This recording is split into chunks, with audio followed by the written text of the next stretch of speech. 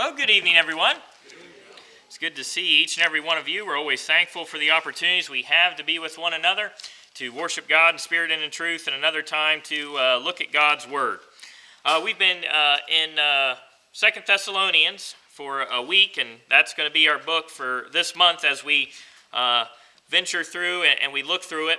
In terms of review and thinking about it, we have our first letter to the church at Thessalonica. And really, that comes after Paul has to leave town. In Acts chapter 17, we see that he's working in Thessalonica, and he's run out of town, and he works his way down, and he ends up in Athens. And when he's in Athens, he sends Timothy up to Thessalonica and say, hey, go check on them and see how they're doing. When Timothy returns, we have that first letter to the church at Thessalonica, which really is filled with compliments. And certainly there's some instruction there in relation to the day of the Lord and a couple other things. But as we got into the second letter, we were looking at what Paul is maybe trying to accomplish with this second letter is really to encourage, and really if I was going to summarize the second letter, I would summarize it in relation to faithfulness. And that's what we looked at last week, is we looked at that idea of faithfulness. Everybody's got their own definition, but how does Paul define it? And as we read chapter 1, we start to see some things that God connects, that Paul is connecting to faithfulness. And certainly we can see some of those things in chapter 1. Now once we get to chapter 2, a lot of times it's labeled the great apostasy. And apostasy, really that term, is really the act of refusing to continue to follow, obey, or recognize a religious faith. Paul, as we see chapter 2 start to unfold, he's warning about a turning away or a falling away. And certainly there's a lot that we could focus on in chapter 2. We're not going to be able to focus on everything. But as I look at chapter 2, what I started to think about is really, it doesn't take a whole lot to fall. As Paul is writing to the church at Thessalonica, he's concerned about them. He knows they've been faithful, and he certainly complimented on their love, and he's complimented the congregation on many of their good traits. But he's nervous about them. He's certainly concerned about them. And really, when we look at chapter 2, I think he's concerned that perhaps they could not follow God any longer, that they might not obey God, that they might walk away from the faith. And as I considered that, even though this was a threat that Paul was concerned about for the church at Thessalonica, I think that idea still holds us today. Are we not concerned about falling away? Are we concerned about not following God and not obeying His Word? Is that a concern that we still have today? There's a preacher, Guy Woods, and he had a quote, at least I've attributed it to him. That's who I heard it from. I'm sure he maybe heard it somewhere else. But he says, we're one generation away from apostasy. One generation away from people not following God. One generation away from people not obeying God. One generation away from people not knowing God. And I think that's a Bible idea. We see that through the Old Testament. And really, isn't that Paul's concern? He's concerned. I don't want you to fall away. What are some of the things that Paul was concerned about? That's what I really want to pull out, even though there's a lot we could pull out of the text. I want to pull out some things that Paul was concerned about. What does it take for us to fall? And what I would suggest is it doesn't take that much. Let's look at three things that Paul was really discussing with the congregation at Thessalonica. We'll pick up on the first three verses there and just pick up on our first one that I believe that we pick up on it, which is really Paul is giving them a warning that people can fall away, that people can not obey, that people will come along and they will start kind of straying from the truth. Those first three verses says, now, brethren, concerning the coming of our Lord Jesus Christ and our gathering together to Him, we ask you not to be soon shaken in mind or troubled, either by spirit or by word or by letter, as it is from us, as though the day of Christ had come. Let no one deceive you by any means, for the day will not come unless the falling away comes first, and the man of sin is revealed, the son of perdition. The first thing I see here, I'm not digging really super deep, I'm just going on face value. What is Paul doing? He's warning the congregation at Thessalonica. What's he warning them about? That there can be a falling away. In fact, he's going a step further. He said there is going to be. He said when people start falling away around you, when they start obeying other gods, when they start following other gods, make sure you stay true to God. And also, he's really talking about the second coming as well. He says, hey, a lot of people are going to say a whole lot of things. What is he doing? He's warning them that people will fall away, that people will not obey the words of the Lord, people will not pursue the words of the Lord. They won't heed the warning. How many warnings do we receive throughout the Bible? It'd be hard to count them all, would it not? To try to count all the warnings of the Bible. But see, one of the ways that we can fall is when we just ignore the warnings, right? As the picture depicts behind us, somebody at the office could say, hey, watch out for that cord that runs across the floor. You'll trip and you'll fall. And you could say, I'm just going to ignore that. Just ignore it. Couldn't the church at Thessalonica take these first 3 verses where Paul is talking and he's saying, hey, you know what? Some people can fall away. Some people are going to tell you a whole bunch of things. Be warned. People are going to say a whole bunch of things. People are going to try to lead you away. People are going to try to get you to follow different things, believe different things. Be careful. Be warned. Do we heed warnings? If we don't heed warnings, we'll be in danger of falling.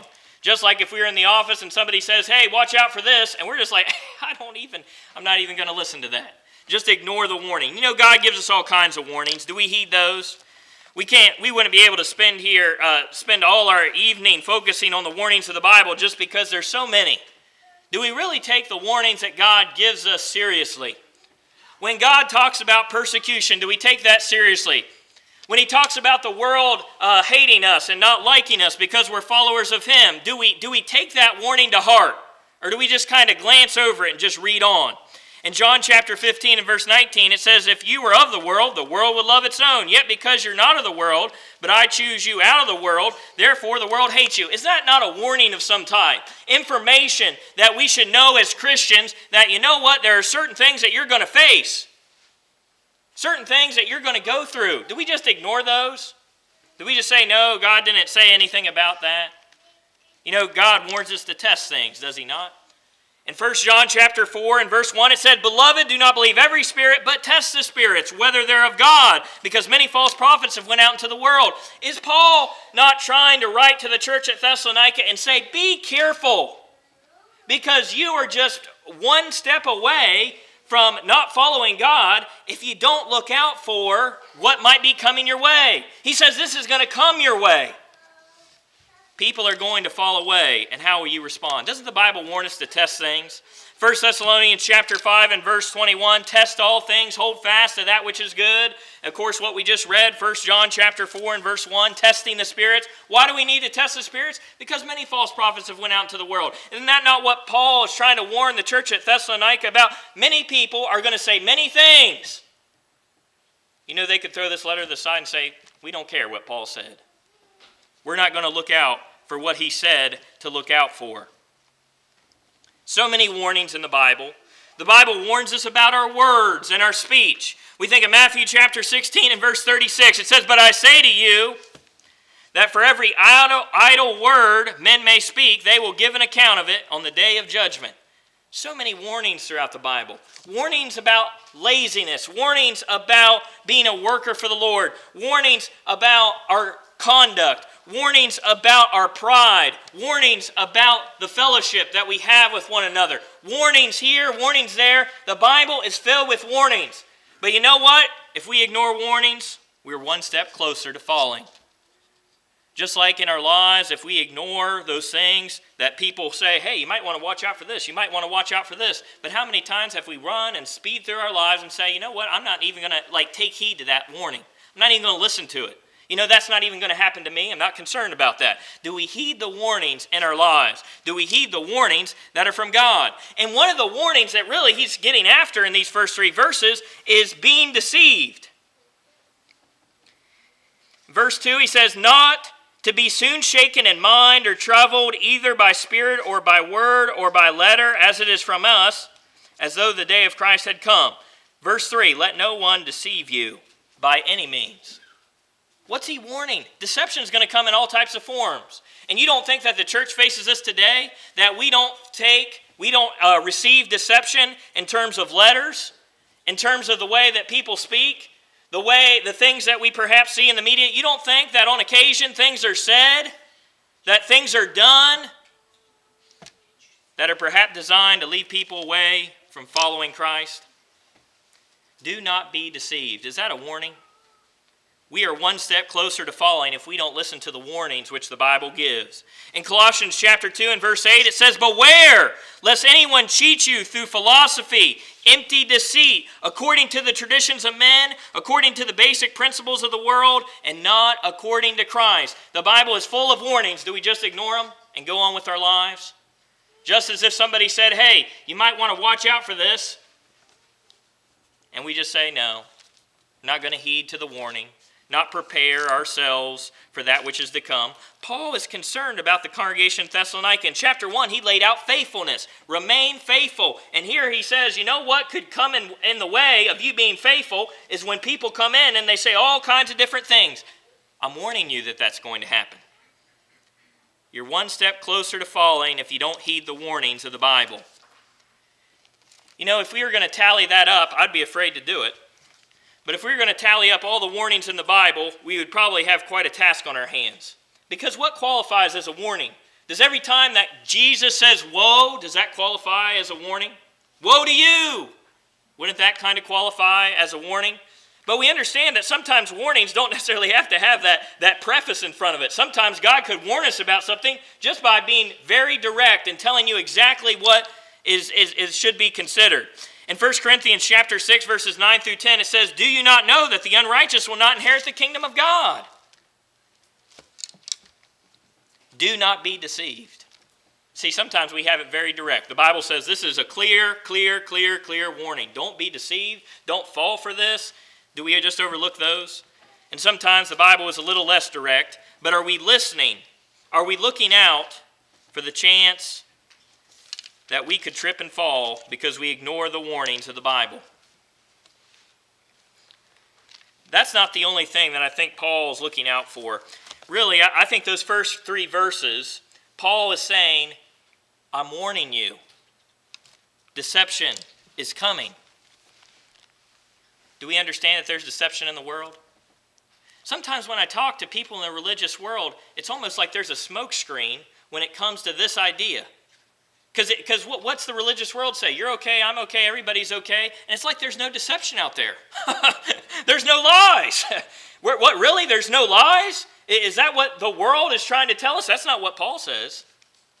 Paul says people are going to try to deceive you in all kinds of ways. They're going to try to deceive you by word. They're going to try to deceive you by letter. They're going to try to trouble your mind. They're going to try to shake your mind. He's warning them of deception.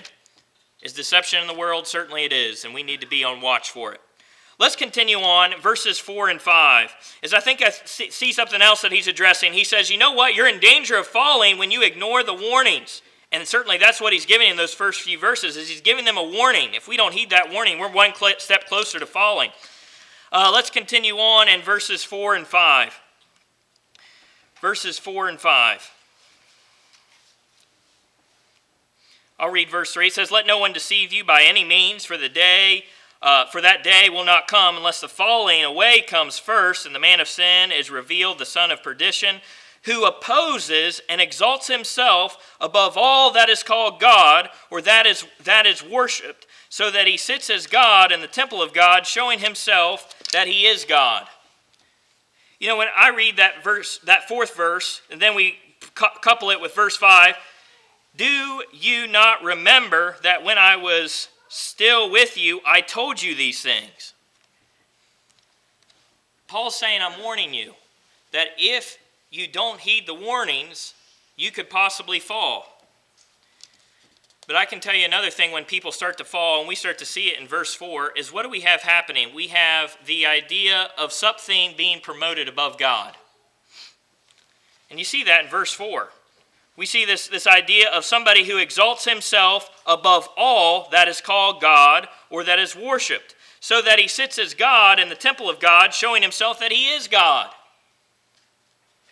You're one step closer to falling when you don't put God in his proper place. And really, when we're talking about this idea, you're one step closer to falling when you ignore the warnings of the Bible, but you're one step closer to falling when you try to take God out of the place which he should be.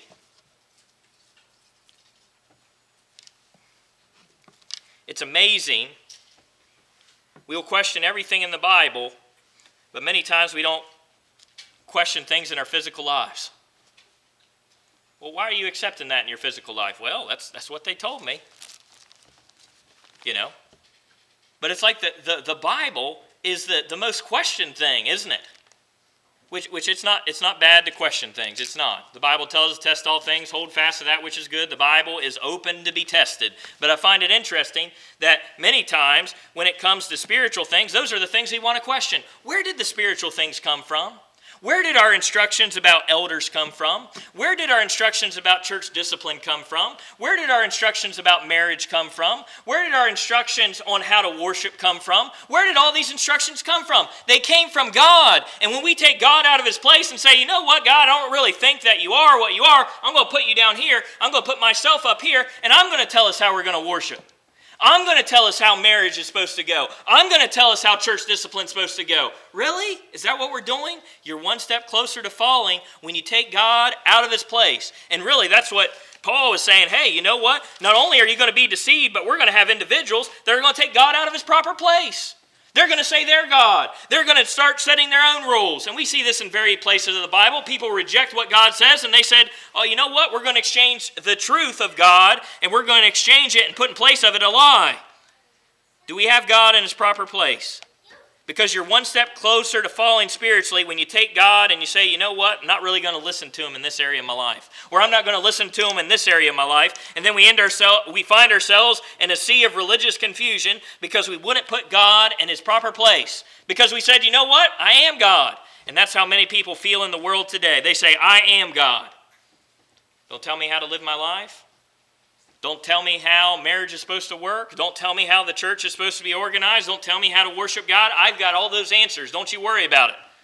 God does not have the proper place. In Matthew chapter 28, verse 18, it says, Jesus came and spoke to them, saying, all authority has been given to me in heaven and on earth. Do we focus on the authority of God? I think really there's a little piece there where Paul is trying to tell them, focus on the authority of God. Let nobody replace God. Let nobody try to take the place of God in your life. No, don't let anybody come along and say they're better than God or say they know better than God. Be very careful. Taking God and putting him in an improper place. That's what our society is trying to do, is it not? Take God out of the religious world and say, you know what, we've got all the answers. We know how to worship. We know how to handle marriage. We know what's morally right and what's morally wrong. We've got all the answers. We're going to take God, we're going to take him down and put him in a place that really he's not supposed to be. You're one step closer to falling when you take God out of his place.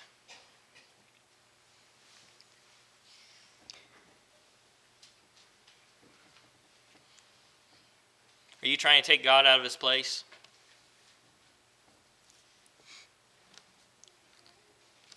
I do wonder that in the religious world sometimes. As we look around and we start to see stuff that it's like, where did this come from? Where did you learn that from? It's not from the Bible. I mean, people are forsaking this idea. They say, you know what? God, I don't need him to be number one. It's okay if he's number two. The only way God can be number one is if we take his word and it means something to us and we try to apply it to the best of our ability as we go throughout our lives. You know, Jesus' authority was questioned many times. One of those places is Matthew chapter 21. Matthew chapter 21, verses 23 and following. It says, now, when he came into the temple, the chief priests and the elders of the people confronted him as he was teaching and said, by what authority are you doing these things? Who gave you this authority? These are people coming and confronting Jesus about his authority. It says, but Jesus answered and said to them, I'll also ask you one thing, which if you tell me, I likewise will tell you what authority I do these things. The baptism of John, where did it come from? From heaven or from men? I tell you what, that's a powerful question that we can frame to our religious friends many times. They say, what authority do you have? And Jesus answers a question with a question, which he puts them in a hard place. And we could certainly, we could break down that situation, but he puts them in a hard place, because if they say it's from man, it tells us in the next verse, everybody is really seeing John as a prophet. So everybody really thinks the message really does come from heaven. So they're kind of in a hard place, because they really do think the message comes from heaven. But if they say the message comes from heaven, then what would they have to do? Then they would have to submit to the baptism of John. And we know that they're not going to do that. You know what? This is a powerful question that we can ask our religious friends on many occasions. Hey, the baptism for remission of sins, where did it come from?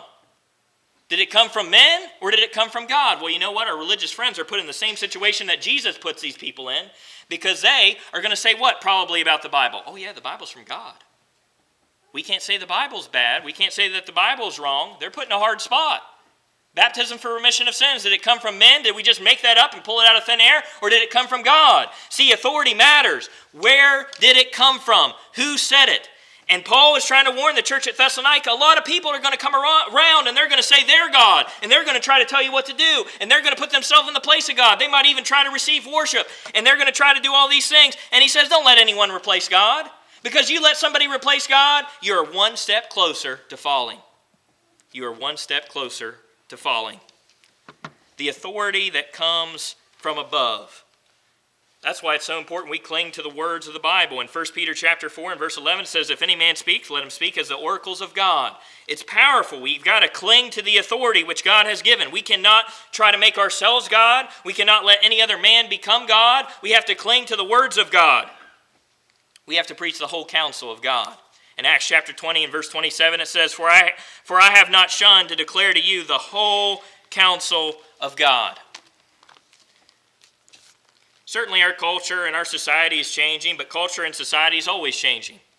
It was changing in the time of Babylon. It was changing in the time of the Persians, the Greeks, the Romans. It's changing now, right before our eyes. The question is whose authority are you going to go by? Whose path do you want to go by? Do you want to go the straight and narrow path? Matthew chapter 7, verses 13 and 14? Are you going to ask for the old paths, the old ways? Jeremiah chapter 6 and verse 16, it says, Thus says the Lord, stand in the ways and see, and ask for the old paths where the good way is, and walk in it. Are we asking for that which God has said? Are we asking for the opinion of man? I find it interesting. The religious world tries to fog everything. They say, well, that's your interpretation. That's your interpretation. What I find incredibly interesting is it seems like everybody's interpretation ends up being what they want to do. That's not an interpretation. That's what you want to do. I mean, it's mind-boggling. You know, there's some things that I read in the Holy Scriptures that are very hard on me. And if we're honest with ourselves, they're hard on us too. But I find it interesting. I think there's a reason. Matthew chapter 5 and verse 8, it says, Blessed are the pure in heart, for they shall see God. A lot of people have motives when they try to read the Bible. And their motive is, let me kick God down to number 2. God didn't really mean that. God didn't really want us to do that. God didn't really want us to do that. Does your interpretation always lead you to what you want to do? That's not much of an interpretation. That's making yourself God. And God has written this book, and we can read it, and certainly we can understand it. We can come to the same consensus. 1 Corinthians chapter 1 and verse 10, Paul's writing to them. He says, I plead with you, brethren, that you all speak the same thing, that there be no divisions among you, but that you be perfectly joined in the same mind and the same judgment. We can be united. And when we say we can't be united, I think it's an insult to the writer of the book, God. Number one, I think Paul, when he's writing to the church at Thessalonica, I think there's an underlining message. If you ignore this warning, you're one step closer to falling. I think there's another message. If you try to replace God in any way, you're one step closer to falling. In verses 9 through 12, I think we find kind of another idea there as we're looking in this passage in relation to apostasy and falling away. How do we get closer to falling away? Verse 9, it says, The coming of the lawless one is according to the working of Satan, with all power, signs, and lying wonders, and with all unrighteousness, deception among those who perish, because they do not receive the love of the truth, that they might be saved.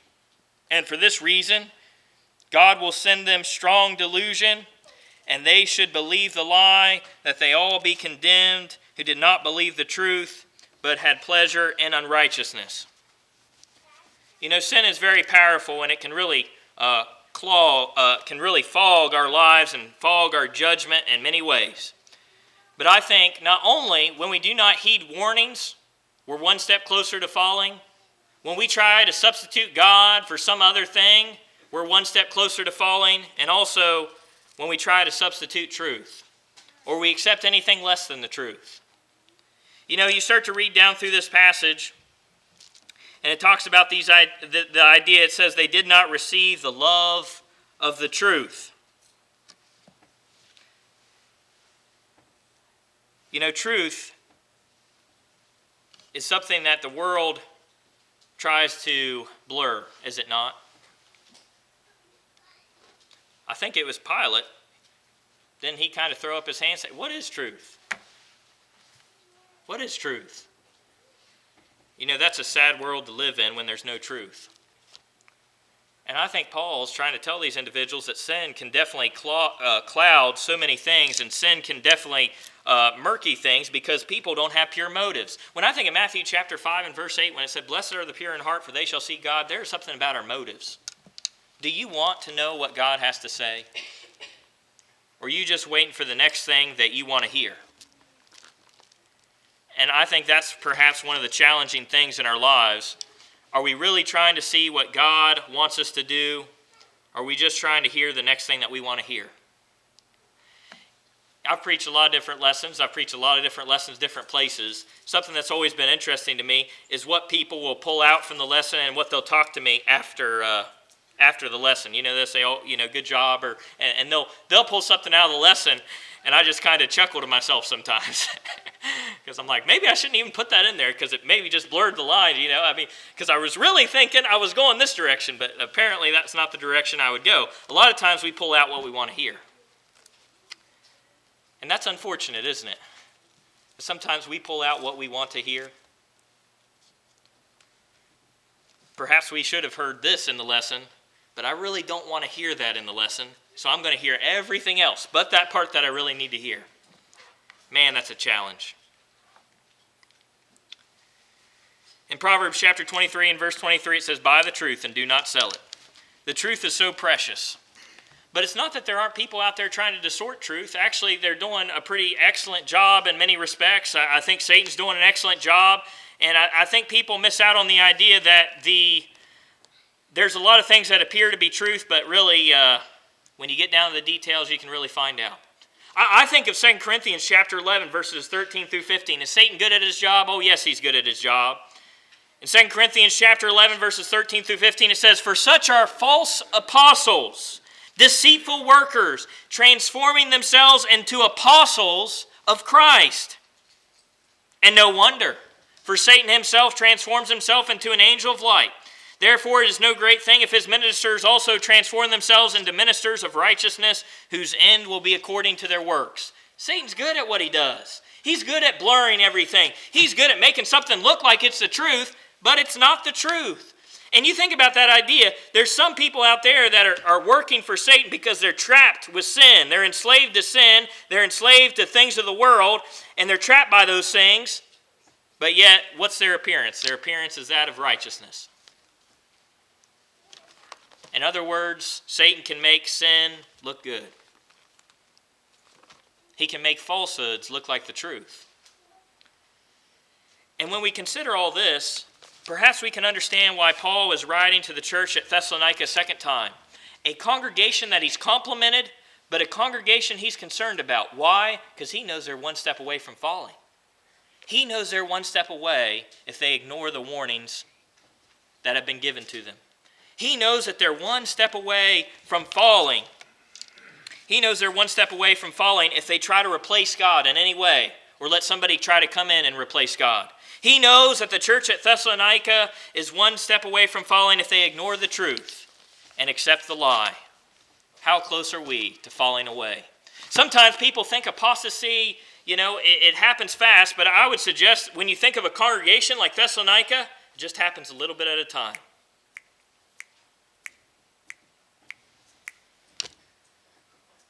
It's not like, whoa, the church at Thessalonica just got wiped off the map. The whole congregation is gone. What happened? It was probably just one at a time. One at a time, ignoring the warnings. One at a time, replacing God. One at a time, ignoring the truth. One step away. His message was to encourage them to stay faithful, and certainly that's the message to us, is stay faithful. But understand that perhaps we're one step away from death, but maybe we're one step away from falling as well. And we need to be watchful of such things. Perhaps you need to become a New Testament Christian, or you need the prayers of the church. We would love to help you in any way we can this evening if you come as we stand, as we sing.